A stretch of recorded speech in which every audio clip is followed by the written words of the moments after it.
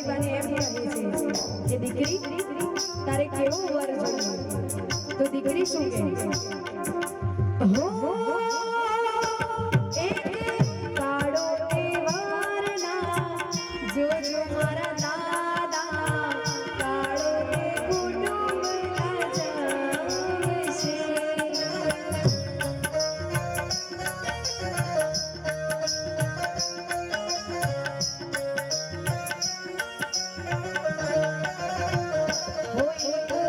ऊंचो तेवारना जोजो वरदादा, ऊंचो तेरी चातुर तोड़शे.